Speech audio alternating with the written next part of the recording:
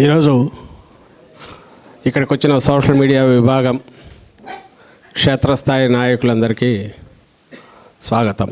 Social media presence అనేది ఎప్పటి నుంచో ఉన్నాయి. ఇప్పుడు దాన్ని ఒక రకమైన ఆర్గనైజ్డ్ దీని కిందికి తీసుకొచ్చాం. గ్రామ స్థాయి వరకు వెళ్ళాం. మీ అందరికీ తెలుసు, ఒక పొలిటికల్ పార్టీగా ఏ రాజకీయ పార్టీకైనా అజెండా పైకి చెప్పినా చెప్పకపోయినా తయారవుతుంది. అధికారంలోకి వచ్చే పార్టీ అయితే దాని ఆచరణలో కూడా కనిపిస్తుంది. అది ప్రజలకు అనుకూలంగా ఉండేది, పేద ప్రజలకు అనుకూలంగా ఉండేది, అలాగే హక్కుల కోసం పోరాడే వాళ్ళకు అనుకూలంగా ఉండేది, ప్రజాస్వామ్య పద్ధతులకు అనుకూలంగా ఉండేది. అయితే అది ప్రజల మన్ననలు ఎక్కువ పొందే అవకాశం ఉంటుంది. ఏ పార్టీ అయితే అధికారమే పరమావధిగానో లేదా తాత్కాలికమైన వాటితో బయటపడుతూ అధికారంలోకి వస్తే చాలు, మనం బాగుంటే చాలు అనుకుంటే పార్టీలు అవి కూడా సర్వైవ్ అవుతుంటాయి, నిలబడతాయి. ఆ రోజుకు వేసిన ఎత్తులతో అవి నిలబడుతుంటాయి, పవర్లోకి రావచ్చు. ఒక క్లియర్ కట్ డివిజన్ లాగా చూస్తే దేశంలో మన రాష్ట్రంలో కనపడినంత ఒక డివిజన్, ఒక మంచి చెడు, ఒక వెలుగు చీకటి, ఇట్లా ఒక క్లియర్ కట్ డివిజన్ పార్టీల మధ్య చూస్తే మన రాష్ట్రంలో మాత్రమే కనపడుతుంది. వైఎస్ఆర్ కాంగ్రెస్ పార్టీ జగన్మోహన్ రెడ్డి గారు ఒక స్థిరమైన, అది పవర్లో ఉన్నా లేకపోయినా ఒక స్థిరమైన రాజకీయ విధానం. రాజకీయం అంటే ప్రజలకు సంబంధించిన విధానాలు, అవే రాజకీయంగా. అధికారం పరమావధి కాదు. అధికారంలోకి వచ్చాక మన లక్ష్యాలు ఏవైతే అనుకున్నామో అవి ఎంతవరకు పూర్తి చేయగలిగాము, ప్రజల కోసం, ప్రజల్లో మమేకమై ప్రజల బాగు కోసం, పేద ప్రజల బాగు కోసం చేయగలమనేదే గీటురాయిగా వ్యక్తిగా అడుగు వేశాడు. ఇప్పుడు ఈ వ్యవస్థను, ఇంత పెద్ద పార్టీని నడుపుతున్నప్పుడు అదే ఫాలో అవుతున్నాం. బహుశా ఇంత తక్కువ కాలంలో ఒక సిద్ధాంత రూపం కూడా తన ఆచరణ ద్వారా పార్టీకి ఇచ్చిన ఘనత కూడా అరుదుగా కనపడుతుంది. అది మన నాయకుడికి మాత్రమే ఉంది, మన పార్టీకి మాత్రమే ఉంది.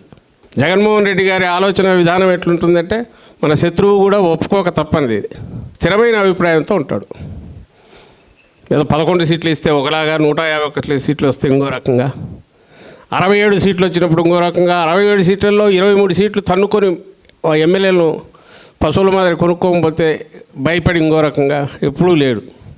ఏది జరిగినా మన మంచికే, మన సిద్ధాంతం అయితే వదులుకోకూడదు, మన లైన్ ఆఫ్ థింకింగ్ వదులుకోకూడదు అనేది ఈయన లైన్.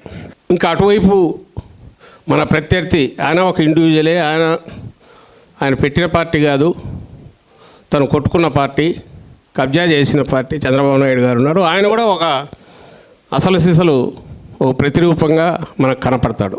అధికారంలోకి ఎట్లా రావాలి, ఆ రావడానికి రాత్రికి రాత్రి అయినా ఎట్లా మార్చాలి మాట, వచ్చిన తర్వాత ఏమి చేయాలి, ప్రజలకు సంబంధం లేని ఒక వ్యవస్థను ఆయన నిర్మించుకుంటాడు. అది ఏంటంటే ఒక భ్రమ క్రియేట్ చేయగలిగిన మీడియా వ్యవస్థ.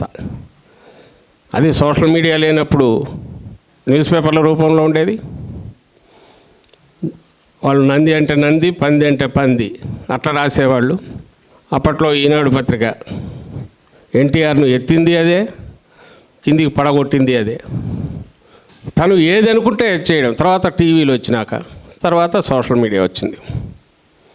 వీటి మీద నియంత్రణ ఇంకా ఏవైనా కావచ్చు. అవసరమైతే వాటన్నిటిలో కూడా తనకు సంబంధించిన ఎలిమెంట్స్ని దూర్చి, అంటే ఆయన డ్రైవింగ్ బౌల్ 24/7 చేసేది ఇదే కాబట్టి దానికి తగిన రకంగా ప్రిపేర్ అయి ఉంటాడు. 2029లో గతంలో వచ్చిన మెజారిటీ కంటే మరింత మెరుగైన మెజారిటీతో మనం మళ్ళీ రాబోతున్నాం ప్రజా తీర్పు తీసుకుని అనేది it is writing on the wall. But అది అక్కడ ఉంది కదా అంటే అది దానంతట రాదు. ఈరోజు ఈ స్థాయికి రావడం కూడా దానంతటది రాలా.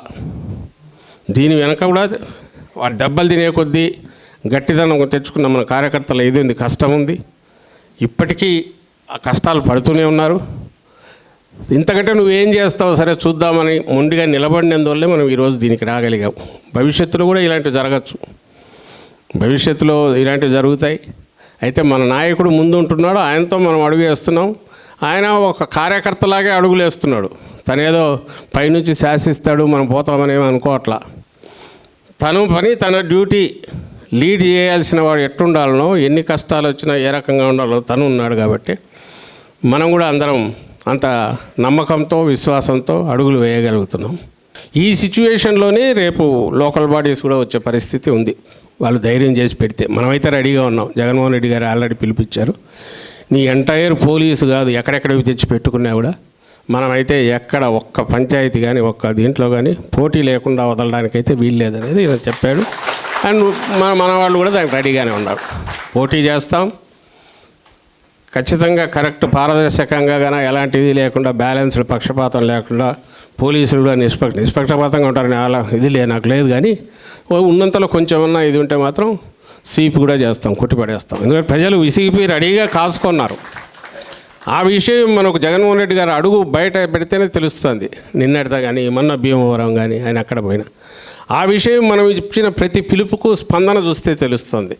మన లైను ఖచ్చితంగా దీన్ని ఇంకా బెటర్ దీని వైపు తీసుకెళ్ళడం అట్లనే, లేకపోతే రాజకీయం అనవసరం అనేది జగన్మోహన్ రెడ్డి గారి ఆలోచన. జస్ట్ రాజకీయం కోసం అయితే ఆయన నేను చెయ్యనేది నేను ఖచ్చితంగా నిర్ద్వందంగా తీసుకున్న లైన్. దాంట్లో చిన్నపాటి ఇది కూడా ఉండదు. అది ఖచ్చితంగా ప్రజలకు, ముఖ్యంగా పేదలకు, అన్ని సామాజికంగా వెనుకబడ్డ వర్గాల్లో, ఆర్థికంగా వెనుకబడ్డ వర్గాల్లో అందరికీ పేదలకు ఉపయోగపడాలి. డబ్బు అనేది క్రైటీరియా కాకూడదు బేసిక్ వీటి దగ్గర. అప్పుడే సొసైటీ ముందుకు పోతుందని. మరి ఇంకా ఎట్లా సాధ్యమవుతుంది? ఇండస్ట్రియల్ డెవలప్మెంట్ అయితే సాధ్యమవుతుంది. ఇన్ఫ్రాస్ట్రక్చర్, పెద్ద పెద్ద పోర్ట్లు వచ్చి ఎకానమీ దానంతటది ఇదైతే బాగుపడుతుంది. సో వాటి మీద దృష్టి పెట్టాలి. ఏదో కాస్మెటిక్ పైపైన ఒకటి తెచ్చాను, ఒక చిన్న ఫ్యాక్టరీ తెచ్చాను అని దాని చుట్టూ ఎగిరి తిరుగుకుంటా వీడియోలు తీసి పెట్టడం కాదు. వచ్చిన దానివల్ల ఆ మొత్తం ఆ ప్రాంతము, రాష్ట్రము ముందుకు పోగలగాలి. దాని మీద డిపెండ్ అయ్యి మళ్ళీ పరిశ్రమలకు రాగలగాలి. ఇక్కడ జగన్మోహన్ రెడ్డి గారు ప్రెస్ కాన్ఫరెన్స్ పెట్టి చెప్పడం ఒక ఎత్తు అయితే, ఆయన చెప్పిన ఎలాబరేట్ దీన్ని తీసుకొని మీరు చిన్న చిన్న క్యాప్సూల్స్ చేసి కింద కొట్టడం ఎట్లా, అది వీలైనంత ఎక్కువ మందికి ఎట్లా తీసుకెళ్ళాలా, దీన్ని మీరు సక్సెస్ఫుల్గా చేయొచ్చు.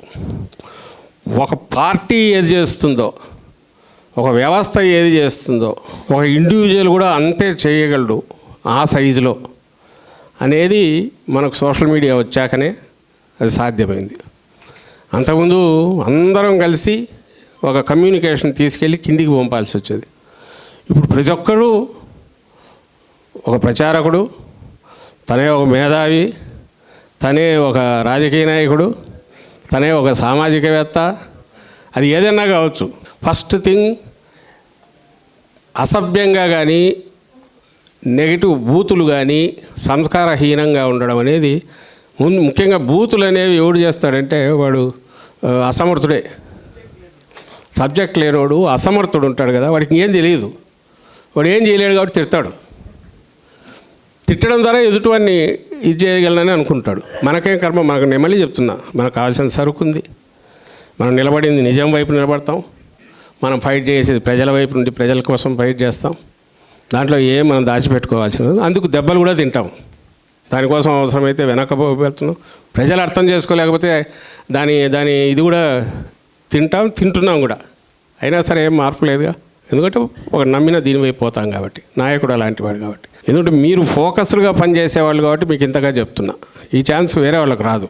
వాళ్ళ పనులు, వాళ్ళ దృష్టి వేరే దాని మీద ఉంటుంది, మీ దృష్టి దీని మీదే ఉంటుంది. కాబట్టి అక్కడ సోషల్ మీడియాలో యాక్టివ్ ఉండే వాళ్ళందరినీ, వాళ్ళ పొజిషన్స్ అక్కడే ఉన్నాయి, ఎంకరేజ్ చేయండి, కలుపుకోండి.